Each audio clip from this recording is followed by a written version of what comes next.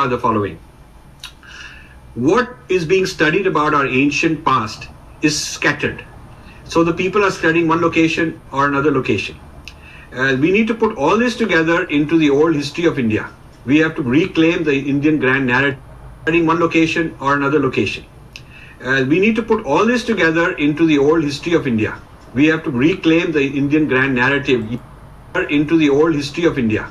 We have to reclaim the Indian grand narrative using these discoveries. And there's too much dependence on Western scholars who take one thing and publish it in their own journal. They look at it through their own drishti, not necessarily our Vedic drishti. And the tendency has been to downplay the Hindu links. Even though they'll say that this deity is Indra, they will not say Hinduism. In some other place they'll say this is Shiva, but they will not link it. The impression given is that these were polytheistic people, chaotic, lot of different gods, primitive and fragmented, and that's the kind of impression given in guidebooks.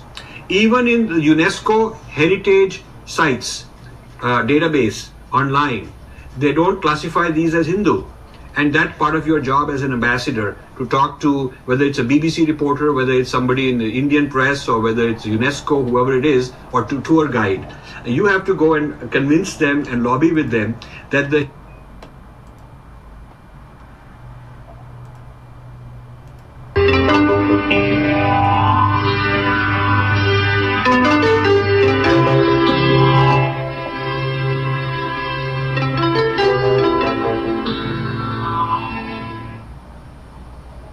Hello, I'm Jeffrey Mishlove, host of Thinking Aloud. Our topic today is the Sanskrit tradition. My guest is Dr. Dean Brown, a theoretical physicist, Sanskrit scholar, entrepreneur, and translator of the Upanishads and the Yoga Sutras. Welcome, Dean.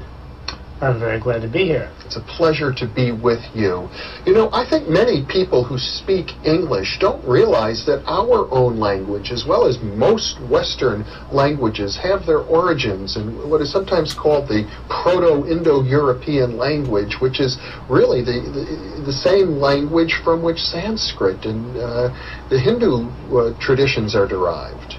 Yes, English, Russian, Icelandic, French, Greek are all... Yes, English, Russian, Icelandic, French, Greek are all...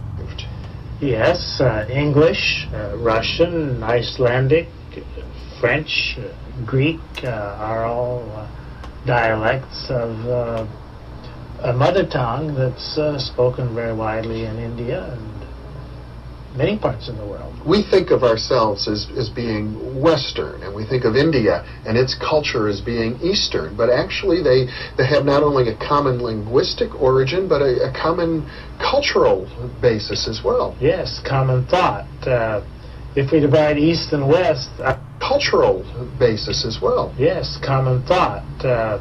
If we divide East and West, I would put the boundary between India and China, perhaps, but India is Western by my way of thinking. Well, and Buddhism, which was born in India and then moved to China, bridges that gap as well. So Buddhism is the West that went to the East.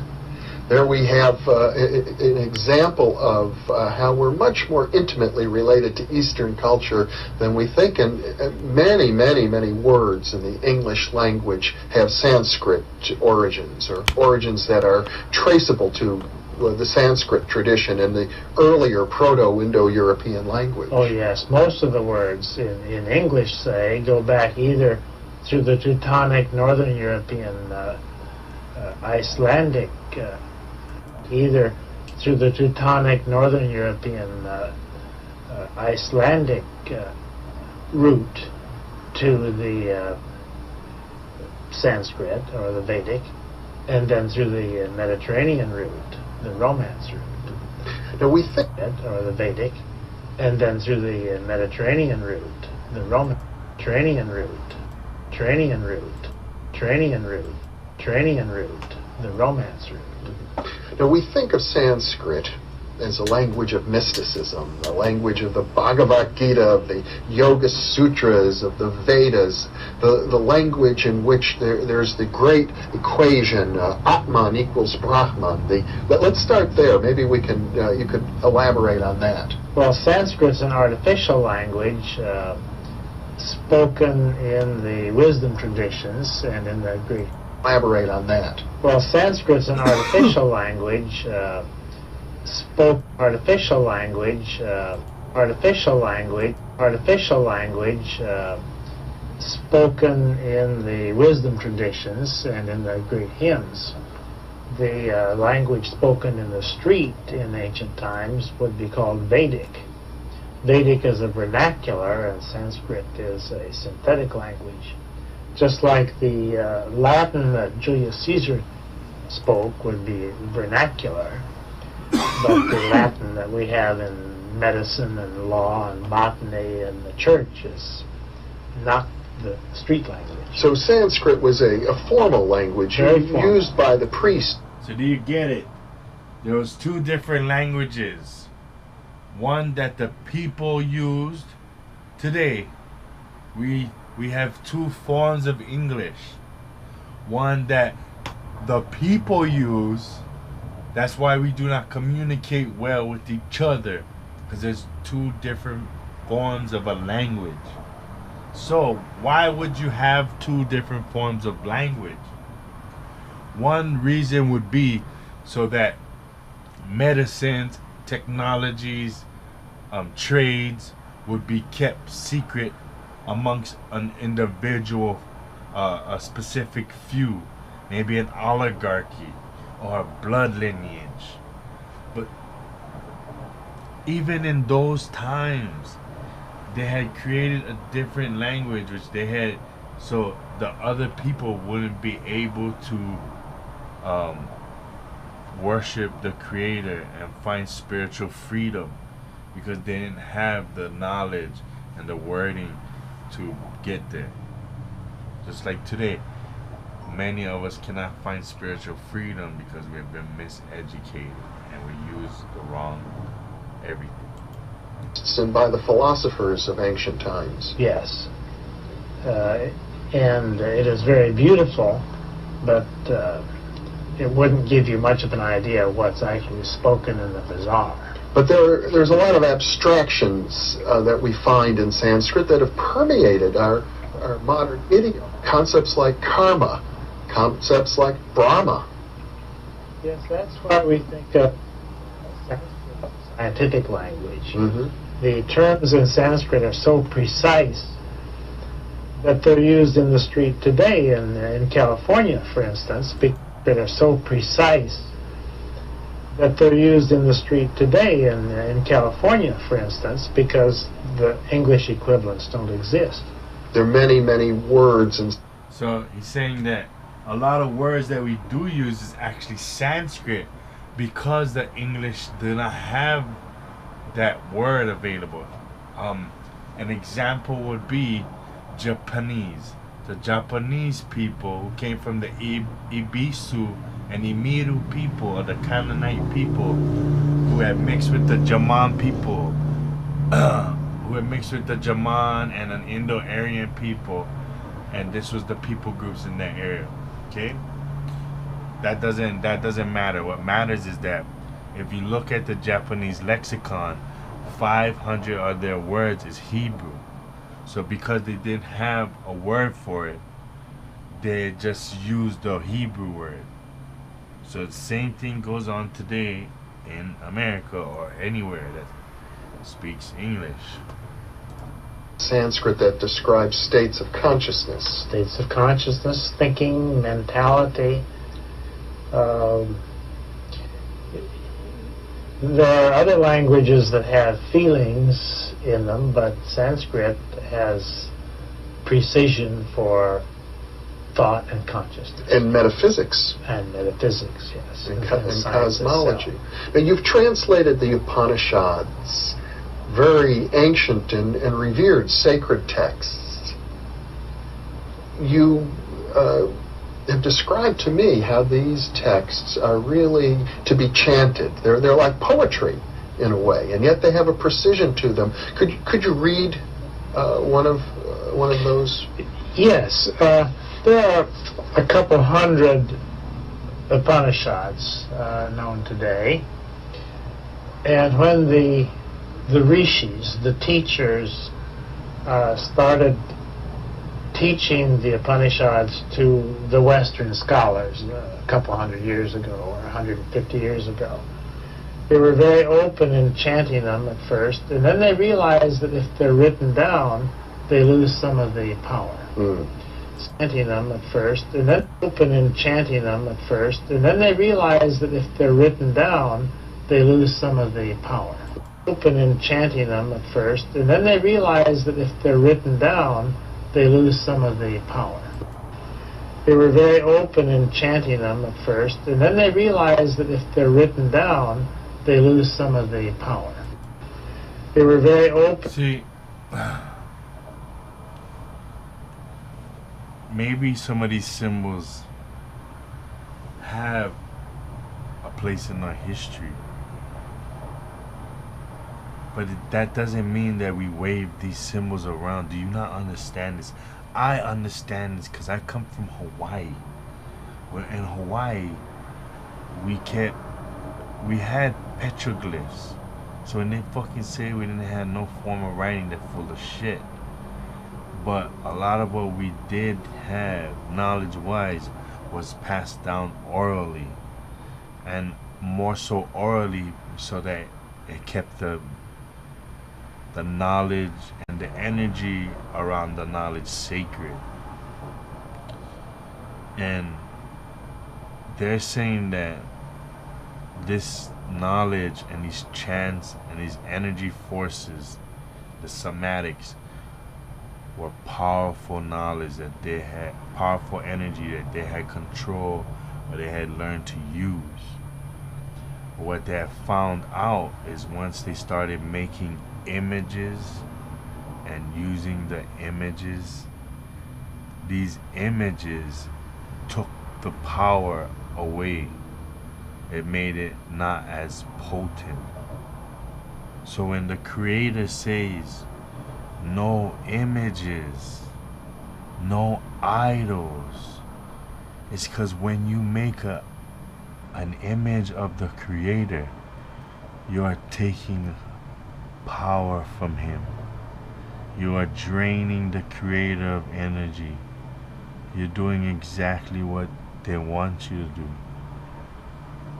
When you make images of your energies, you are decreasing your energy. Your energy could be increased exponentially, yet you create images not knowing the science behind imagery. And chanting them at first, and then they realize that if they're written down, they lose some of the power. So only about 100 of them had been written, and the rest are still in the verbal tradition. Orally transmitted, tradition, memorized. Which is the origin of all wisdom, is in the oral tradition. But to give you an idea of some of the melody in these documents, I take the beginning of the Isha Vashapanishad, which goes like this. Om. The sound of the universe. The sound of the universe, from which we get our modern word of human, Om. Not. Om, if you look in the Buddhist, has many forms. Om, Amen. So Amen is another form of Om. It's got to be looked in further. That. That's why I used to go like and then after that I stopped doing it after I found out, like, because I might be trying to build my inner energy, but what if I'm calling on another being, whether it is an angel of the Creator? Am I supposed to call on him, or am I supposed to call on the Creator? full this. From the full, everything has come out. Having taken everything out of it, the full alone remains. Om Shanti Shanti Shanti. Peace. In the world whatsoever changeful is, all this with the Lord should be enveloped. By that renunciation, support yourself. Do not covet the wealth of anyone. Only for performing good deeds should one desire to live 100 years. Look at this. All this is the 613 commandments in the Bible, in your Torah, in this Indian text. Only for performing good deeds should one desire to live 100 years. Only thus and in no other way will your work not have stains. It actually is in some ways reminiscent of the Old Testament. Don't covet things, do good. Oh yes, the ideas are the same. There is a universal ethic. But then there's something a little deeper. Don't covet things, duly is in some ways reminiscent of the Old Testament. Don't covet things, do good. Oh yes, the ideas are the same. There is a universal ethic. But then there's something a little deeper. Is in some ways reminiscent. But there's something a little deeper, like my Canaanite history. I'm the Canaanites. That is just calling to me. It's something much deeper. See, the Old Testament is those Afro people, but this, oh yes, this Proto-European, this Proto-Aryan. Oh, it's just calling out to me. You hear these people? Oh, that sounds something like the Old Testament, those Hebrew writings. But no, this is more deep. This comes from us, from our ancestors. Of the Old Testament. Don't covet things, do good. Oh yes, the ideas are the same. There is a universal ethic. But then there's something a little deeper in there about non-attachment. Oh yes, the ideas have many layers of meaning. They just go on and on. You can take one of these sutras and dig in it forever. Mm-hmm. The word sutra is interesting. It's the same word that we have in the hospital. If you sew up a suture. Suture. A sutra means a string of pearls. So these ancient poems are called sutras. They're strings of pearls. Mm-hmm. They're really like they're tied together. Nuggets of wisdom. Nuggets of wisdom, right. And that's why I read it with pauses between the lines, because each line has multiple meanings, and if you pause, it sinks into the subconscious mind. I think it's very interesting what you said earlier about the word human. We're all human, but very rarely do we pause to think, what does that word mean? What and does here that you've word... traced it to... Oh, let's pause. Wow, why didn't you say so? I can help you out there. Oh, no, I don't want that. Oh, I don't want that. I want this. Yeah, what word again? Let's see. Suture. Suture. Oh, yeah. Sounds about right. Let's mess this guy up. Suture. 1777 from suture. Suture, suturing. Early 15th century. Surgical stitching of a wound, etc. What the fuck is that supposed to mean? From Latin sutura, a seam, a sewing together, an alliance. From sutus, wow, haters. Past principle of su'er, to sew, meaning a seam. Oh, a seam, so a line, a line of division, a division. A seam, a line of joining or closure. See, or closure. So did someone join together and then they close off you from being a nation? Seam, suture, medical, Latin from Greek, raphe, seam, suture, skull, from rafting, to sew together. Now let's go to the last one. See if we got anything in this. Old English seam, seam, suture, junction, from Proto-Germanic, saumas, sam, ham, seam, Middle Dutch, some, Dutch, zoom, Old German, zoom, ham, pie, root, to sew or to bind. So, here we go, the root. To bind. Okay? This is a binding. What is it binding? Is it a binding agreement? What is it about? Let's find out. Let's go back. Now I know what suture means. Let's go back. A Sanskrit root, Aum, or which is the eternal sound of the universe. The eternal sound from which the universe is expressed. Mm-hmm. So everything that's in the universe is human. Everything that's alive is human. Homo sapiens, among other things, is human. But we won't be around very long. Humanity will prevail long after Homo sapiens has been forgotten.